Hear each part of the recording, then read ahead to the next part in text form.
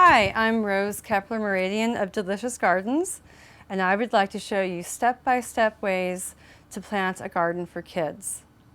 The supplies that you'll need for a kid's garden is soil, plants, seeds, labels, and water. One thing about gardens for kids is that we need to have things that grow quickly. I would suggest buying tomatoes that are already grown and tomatoes that are a determinate variety. That is, they are bushes that stay small and they don't take as long to mature. This is a celebrity tomato. It's also very disease resistant.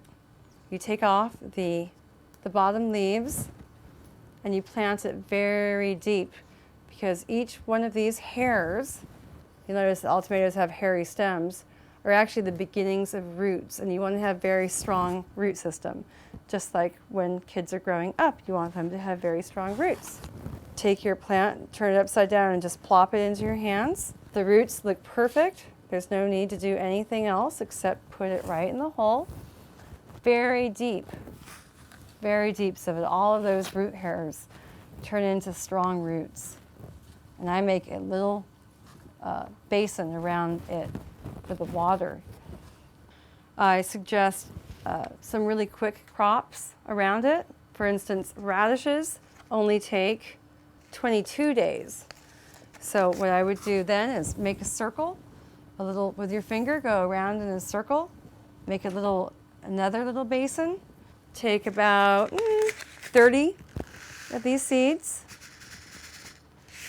and they're pretty big, pretty easy to handle for kids, and drop them in one by one, about 2 inches apart. You can always thin them out later if you drop more than one in. Just very lightly cover the seeds. And then I like to plant something that's easy to reach and pick. That would be bush beans. These are Blue Lake bush beans. These also say determinate on the back, meaning they're small.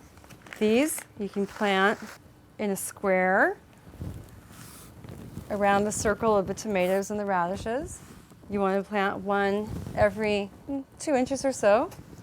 They're very easy to see, which is great for kids. They can see what they've done. And beans take about a week, and you can start seeing the stems start to grow right out of the soil. It's very rewarding.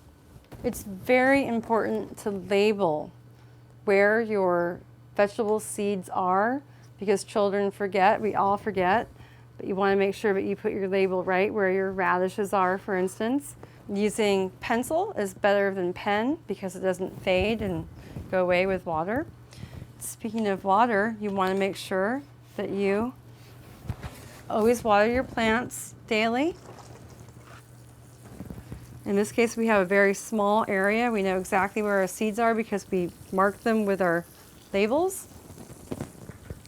And we want to make sure not to get the leaves too wet. We always want to water first thing in the morning, not late at night, but first thing in the morning.